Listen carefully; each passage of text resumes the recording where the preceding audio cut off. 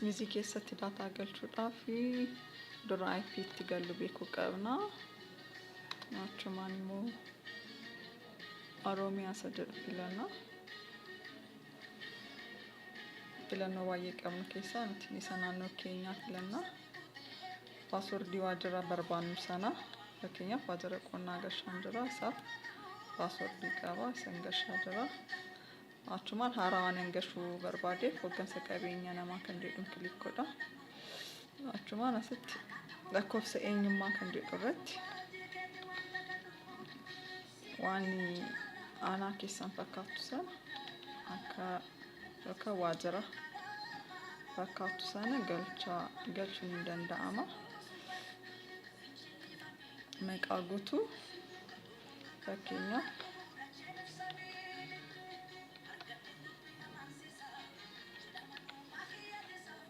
shaakallii waan ta'eef jedhanii maqaa ammaa akaakayyuutti galchuun dirqama ta'a. Ingiliffaanis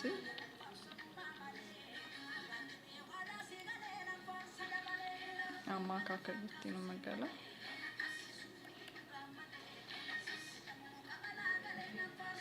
Ragaan galuu sun hojiirra jira hin jiru abbaatu filataa. Itti gaafatamaa waajjiraa fi taanaa kan jedhu jira.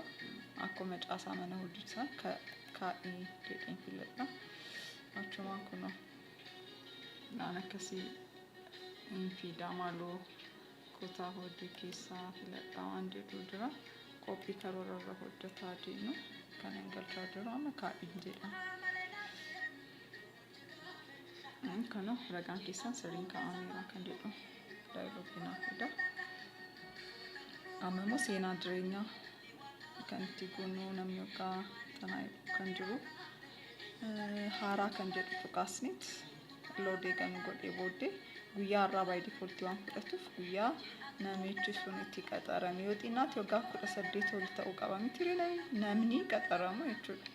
Fakkeenyaaf ji'a 12 tokko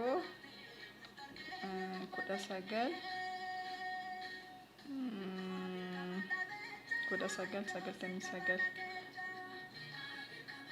guyyaa dhaloota waan ta'eef 1977 jennu iddoo dhaloota asuma jalduu yoo ta'e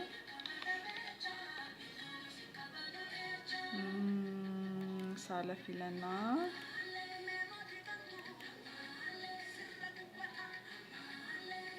asittis wanta nu gaafatu biyya gaafata soofteeriin isaa waan hin xumuramneef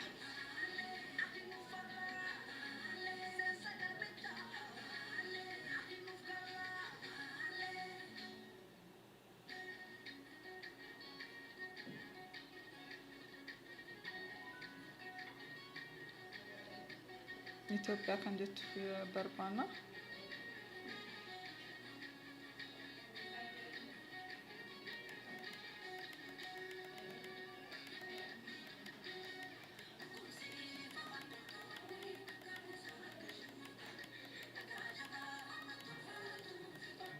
Itoophiyaa kan jettu kun argadheera.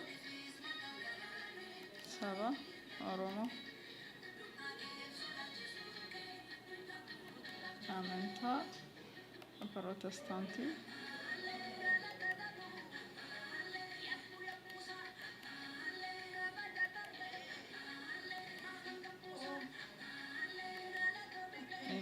sadarkaa barnootaa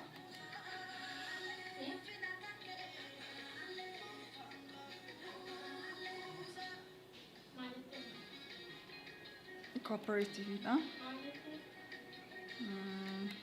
Finfinneedha.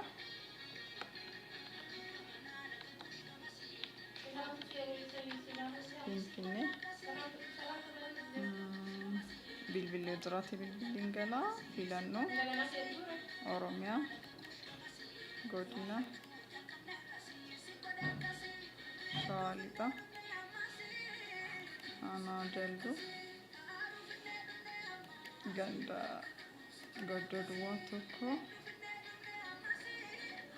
bara qaxaramoo kanuma ragicha irra jiru seenaa jireenyaa wajjin wal fakkaachuu qaba. yani amma shantanaadhaa fi lakkoofsa sooramaa qabaanni galuu hin galuu akkamitti qacartanii kan jedhudha. Qaxaraan dhaabbataa lakkoofsi xalaayaa achirraa hin gala. Afaan dhalootaa haala gaa'elaa kan fudheen kan funee kan jedhudha. Achumaan kaa'ii jennaani. Kana maaloo wanti barbaachisaa ta'e iddoo hojii filadhu. Iddoo hojii kana iddoon hojii Oromiyaadha. Hin filatamne ture.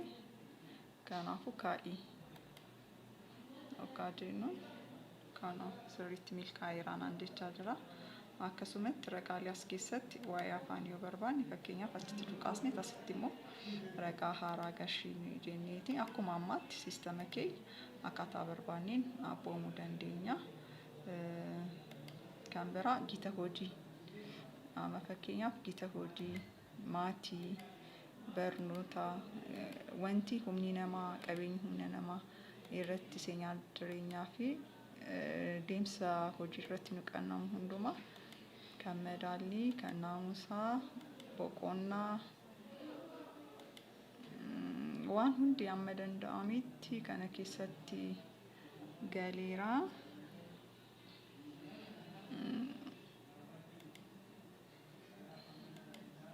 Ragaalee harshammee bakka bu'iinsi yoo jiraate kan nu kenname wabii kan taane gaggeessaa namni ta'e gaggeessummaa saba gan turee fi kan hojiitti yoo gale baay'ee gaarii fi kan filatamu ta'uu isaati sooftiweerii gaariidha. Aanaa irratti garuu amma meetaa daataa galchuudha amma danda'ametti waggaas yeroo siistamni hojjete humni namaa keenya ragaa nu kenne galchuuf qophoofnu aanaa jalluudha. Anuma keenya akkan hojjetamedha.